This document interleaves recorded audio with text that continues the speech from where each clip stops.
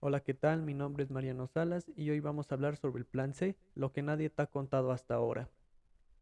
En estos momentos, el Plan C es un proceso político muy importante eh, que tiene sus orígenes, pues prácticamente desde que inició el gobierno del presidente Andrés Manuel López Obrador. Y en este video vamos a ver la evolución del Plan C y todo lo relacionado con el Plan C, obviamente para entender hacia dónde vamos y en dónde estamos. En ese sentido, eh, hablaremos sobre los antecedentes, que pues hay que tenerlos mucho en cuenta para poder entender las etapas subsiguientes. En este sentido, como ya lo sabemos, en las elecciones de 2018, Andrés Manuel López Obrador llegó a la presidencia de la República, un partido nuevo, un partido emergente, un partido de izquierda, la tercera alternancia en nuestra joven democracia. López Obrador llega al poder. Y junto con Morena y sus aliados, Partido Encuentro Social y Partido del Trabajo, logran 308 escaños en la Cámara de Diputados. Por su parte, en la Cámara de Senadores, la misma coalición logra 69 escaños en dicha Cámara. Por su parte, en las elecciones de 2021, en las elecciones intermedias, se llevan a cabo elecciones para renovar la Cámara de Diputados, en el que ahora la Alianza Morena, Partido del Trabajo y Partido Verde Ecologista de México alcanzan 278 escaños. Y bueno, ¿qué implica que estos partidos tengan tanto número de escaños y que el presidente haya llegado a la presidencia? Bueno, pues vamos a ver en la siguiente diapositiva. Esto tiene que ver con la operatividad. ¿Qué quiero decir con esto? En este caso, en nuestro sistema de gobierno, en nuestro sistema de partidos, se requiere la mayoría calificada, que es el requisito para realizar reformas a la Constitución. ¿Y cuál es esa mayoría calificada? Bien, pues son dos terceras partes de los presentes en las dos cámaras del Congreso de la Unión. Nos referimos a la Cámara de Diputados y a la Cámara de Senadores. En el caso de la Cámara de Diputados se necesitan 334 escaños para poder realizar reformas a la Constitución, mientras que en el Senado se requieren 85 escaños para realizar reformas a la Constitución. Teniendo esto en cuenta, en cuenta, también existe la mayoría absoluta, la mayoría simple y la mayoría relativa, que son conceptos que se confunden mucho y bueno, que están muy relacionados con la integración del Congreso de la Unión. En este caso, la mayoría absoluta quiere decir que son 250 escaños más uno o más. Esto no quiere decir que en el caso de nuestra Cámara de Diputados, que un partido domina absolutamente. No, esto tiene que ver mucho con la situación en la que se presente. O tenemos la mayoría simple, que es el partido que tenga más escaños en cualquiera de de las dos cámaras del Congreso, y la mayoría relativa, que bueno, esta se relaciona con sistemas electorales, quiere decir que es el partido que obtiene más votos. En el caso de nuestro sistema de partidos, existe lo que es la mayoría calificada. Como tal, la mayoría absoluta no existe formalmente, más bien sería mayoría simple, que quiere decir que es el partido que tenga más escaños. Pasando a la siguiente diapositiva, eh, estas mayorías calificadas y esta mayoría simple se corresponden con dos conceptos: gobiernos unificados, en el que un solo partido o coalición tiene el control tanto del Ejecutivo, es decir, la presidencia, como del Legislativo, la mayoría en el Congreso. Por su parte, los gobiernos divididos son los principales partidos que tienen el control de diferentes ramas de gobierno. Por ejemplo, puede haber un presidente de un partido político y una mayoría en el Congreso de otro partido. Teniendo esto en cuenta, pues nos regresaremos a la primera diapositiva y pues tenemos que en las elecciones AMLO llegó a la presidencia y se cumple el primer requisito de un gobierno unificado. En el segundo aspecto, se logran 308 escaños. En coalición, Eso hay que tenerlo muy en cuenta, que por sí solo Morena, sí, o sea, sí es la primera fuerza política en este caso, en las elecciones del 2018, pero junto con aliados alcanzan un poder mucho mayor. En este caso podemos decir que existe un gobierno unificado. Si bien no existe una mayoría calificada para reformar a la Constitución, sí existe una mayoría funcional para gobernar, para realizar leyes y modificarlas. Y pues en el Senado igual podríamos decir que la coalición es mayoría en el Senado, que está conformado por 128 senadores y pues tiene 69. Esto quiere decir que sí, es mayoría en el Senado. Por su parte, para las elecciones de 2021, Morena y la coalición, los partidos PT y PEVEN alcanzaron 278 escaños. Si bien disminuyó su fuerza política, siguieron posicionándose como la primera fuerza política, como la primera coalición mayoritaria, con fuerza, en el que Morena pues se mantuvo con la mayoría de los escaños, seguido de los partidos, el Partido del Trabajo y Partido Verde Ecologista de México. Aquí nada más tuvieron lo que podríamos decir que es la mayoría absoluta, que es más de la mitad de los escaños. Esto quiere decir 278 escaños. En este sentido, podríamos decir que a lo largo del sexenio, el presidente ha tenido las mayorías para poder modificar leyes, para poder modificar algunas leyes secundarias y proponer otras, pero no ha obtenido una mayoría calificada que se necesita para reformar a la Constitución, que implica un proceso legislativo más complejo. Y pues lo vamos a ver a continuación. Eh, en- Teniendo en cuenta lo anterior, esto también genera, eh, tiene, tiene implicaciones en la generación de consensos. Es decir, una baja fragmentación facilita acuerdos, ya que un solo partido tiene la mayoría funcional para gobernar. Lo que habíamos dicho, un gobierno unificado. Al referirnos a una baja fragmentación, nos referimos a que en el Congreso existen pocos partidos, hay el dominio de partidos mayoritarios, de coaliciones mayoritarias, y eso facilita acuerdos, como aquí menciona, ya que un solo partido pues tiene la mayoría para funcionar, para gobernar. En este caso, Morena. Y por su parte, una alta fragmentación no favorece la colaboración entre partidos. Todo lo que yo gane, lo gana mi adversario. Esta es la situación de un gobierno dividido. ¿Esto qué quiere decir? Que si hay muchos partidos, esto no va a favorecer la colaboración entre los partidos. Y pues esto es algo que también se ha visto en nuestro sistema de partidos, ya que para conseguir la mayoría calificada, la oposición no estuvo dispuesta a negociar algunas de las reformas constitucionales. Entonces, en este sentido, también podríamos decir que tenemos un gobierno dividido porque no se han podido hacer las reformas constitucionales, que es el objetivo principal del gobierno y es una parte importante de nuestro sistema político. Esto también tiene implicaciones en la estabilidad, gobernabilidad versus representatividad. Una baja fragmentación, o sea, la presencia de pocos partidos, genera mayores niveles de gobernabilidad y ello genera estabilidad inmediata.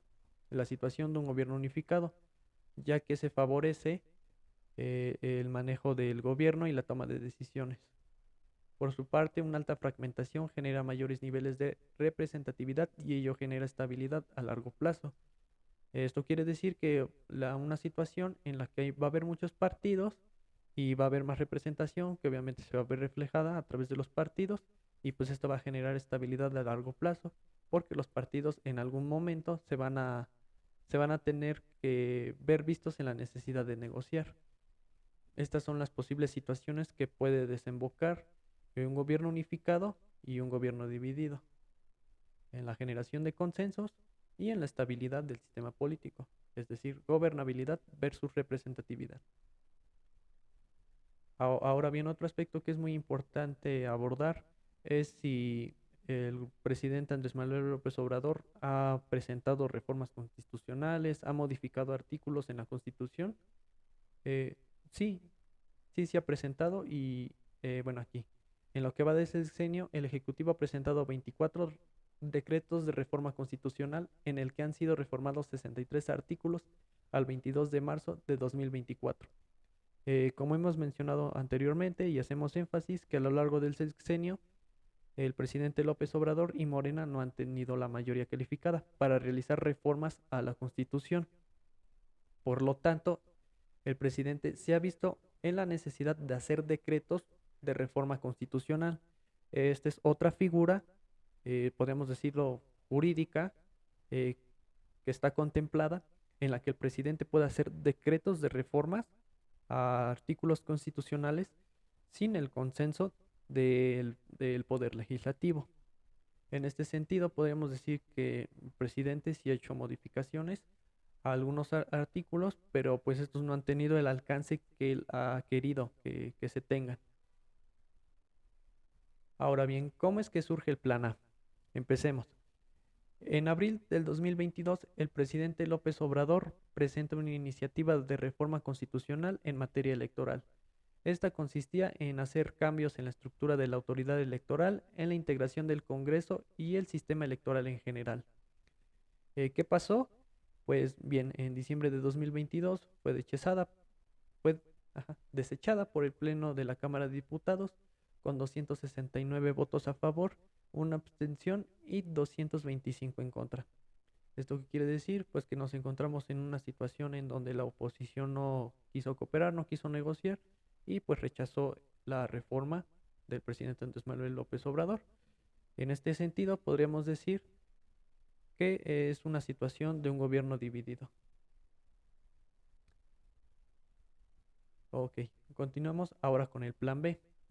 Después de que fue rechazado el plan A, el presidente presentó el plan B. En noviembre de 2022, el presidente presentó un paquete de reformas a leyes secundarias. En este caso, sí tiene la facultad para realizar leyes secundarias. En noviembre del 2022, recordemos que es cuando después de un año después de las elecciones del 2021, en el que la coalición de Morena ve disminuidos sus escaños, pero sigue teniendo presencia y como habíamos mencionado anteriormente, tiene la mayoría absoluta. Entonces, sí puede hacer las reformas a las leyes secundarias.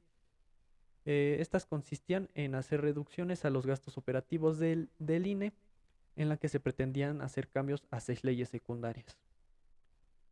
Para diciembre de 2022 fue aprobado el Plan B por la Cámara de Diputados, aunque más tarde se hicieron modificaciones. Como habíamos mencionado, la Cámara de Diputados se tenían 278 diputados y en el Senado se tenían 69. Se tenía la mayoría para poder realizar estos cambios.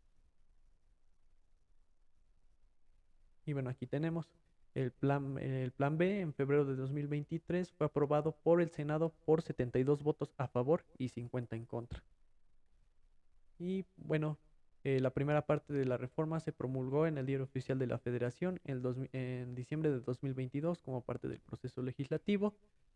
Y en marzo de 2023 se promulgó el decreto del Ejecutivo por el que se reforman y adicionan y derogan disposiciones a las leyes secundarias. Como habíamos visto anteriormente, se hace uso de esta figura, decreto del Ejecutivo, para hacer reformas constitucionales. Y bueno, ¿y qué pasó después? La primera parte del Plan B fue objeto de 7 acciones de inconstitucionalidad por parte de la Suprema Corte de Justicia y se recibieron 161 controversias constitucionales. Posteriormente, los decretos de reforma constitucional recibieron 2 acciones de inconstitucionalidad y 3 controversias constitucionales. Esto fue un revés para el gobierno de Andrés Manuel López Obrador, ya que a pesar de que fue aprobado el Plan B, pues no prosperó. O sea, fue rechazado y ya no se pudo hacer más. Y pues esto motivó el Plan C, que ahora está muy latente. Ok. En marzo de 2023, el presidente López Obrador habla por primera vez del Plan C, en el que menciona que además de que se obtenga la presidencia, se gane la mayoría calificada en el Congreso. O sea, se vote carro completo por Morena, así lo decía el presidente, para realizar las reformas constitucionales. Posteriormente, el 5 de febrero de 2024, en un acto simbólico, el presidente López Obrador presenta 20 iniciativas de reforma a la Constitución. Y aquí tenemos las reformas eh, de manera muy breve y resumida. La primera es indígenas y afrodescendientes, seguido de pensiones para adultos mayores y personas con discapacidad. Tenemos becas, atención médica gratuita, vivienda, bienestar animal, medio ambiente, uso de agua, vapeadores y fentanilo, prisión preventiva, salario mínimo, pensiones, salario a jóvenes, ayudas al campo, vías ferroviarias, reforma eléctrica, reforma electoral, reforma al Poder Judicial, reforma a la Guardia Nacional y reforma a los órganos autónomos. O sea, se pretende una reconfiguración institucional muy importante eh, como parte del proyecto del presidente y del partido, pues presenta el Plan C y presenta estas 20 iniciativas de reforma constitucional. Y bueno, ¿qué sigue después? En las elecciones de 2024, Claudia Sheinbaum gana la presidencia con un amplio margen de ventaja, con más de 35 millones de votos. El INE proyecta mayoría calificada en la Cámara de Diputados y en la Cámara de Senadores, proyecta que Morena, la coalición de Morena, va a estar a 2 escaños de alcanzarla. En este sentido, se proyecta que Morena, Partido del Trabajo y Partido Verde Ecologista de México tengan 364 escaños. Por su parte, para el Senado, Morena, Partido del Trabajo y Partido Verde Ecologista de México perfilan 83 senadores. Sin embargo, falta que se formalice y haga la asignación en las semanas próximas. Pues si bien ya es prácticamente un mes de que se llevaron las elecciones y el plan C ya se cumplió una parte del plan C, que es tener la mayoría calificada para poder realizar reformas constitucionales. ¿Qué implicaciones tiene? Pues ahora sí podríamos estar hablando de un gobierno unificado, ya que Morena tenía el control, tendría el control del Poder Ejecutivo y el Congreso de la Unión, tendría el control pleno. O sea, ya no tendría el control nada más por ser la primera, por ser la mayoría y en su caso tener la mayoría absoluta, sino que ahora ya tenía un poder en el que tendría la facilidad de no negociar las reformas constitucionales. En este sentido, la toma de posición del Congreso de la Unión es para el 1 de agosto del 2024. O sea, van a tomar posesión antes que el presidente. Bueno, en este caso presidenta, que va a tomar posesión el 1 de octubre del 2024.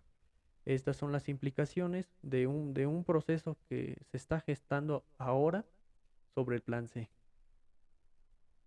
En camino se encuentra la reforma al Poder Judicial, discusiones, pronunciamientos y análisis. Pues esto es lo que está muy en boca actualmente. Como parte del Plan C, se está llevando a cabo la reforma al Poder Judicial, que es una de las primeras reformas que se va a llevar a cabo y sobre la cual, dependiendo cómo es que se geste este proceso, lo seguirán las demás reformas constitucionales. ¿Qué propone la reforma al Poder Judicial? En resumen, propone menos integrantes de la Suprema Corte de Justicia, elección popular de ministros, magistrados y jueces, la extinción y sustitución del Consejo de la Judicatura y justicia expedita con nuevas reglas procesales. Esto es lo que está sucediendo actualmente en estos días y lo que va a suceder en las próximas semanas. Ahora, ¿qué interpretación podemos dar del Plan C de forma muy general? Pues bien, la cuestión de fondo es un recorte institucional para atender el problema de financiamiento de su política social, en el que se busca que el Estado, a través del gasto público, regrese al centro de la economía. Esa es una primera lectura de lo que busca el Plan C. El Plan C no nada más es una propuesta de campaña, una forma de ganar las elecciones, sino que es una forma de llevar a cabo su proyecto político a través de tener la mayoría en el Congreso y obtener la presidencia. Asimismo, este recorte institucional también implica un carácter instrumental como consecuencia de las reformas constitucionales, es decir, una nueva reconfiguración del andamiaje institucional. De manera muy breve, pues este recorte institucional en cierta forma implica pues un interés del gobierno sobre las instituciones y pues pretende una nueva reconfiguración de las instituciones, o sea, total, nunca antes vista. Y bueno, en este sentido, esto sería todo de mi parte. Si tienen alguna duda, alguna aclaración, pues no olviden de comentarla. Y pues también los invitamos a que se suscriban, a que nos den like, a que nos sigan en nuestras redes sociales y reiterar a que nos compartan y nos comenten. No lo olviden, síganos en Eco Latinoamericano. Muchas gracias.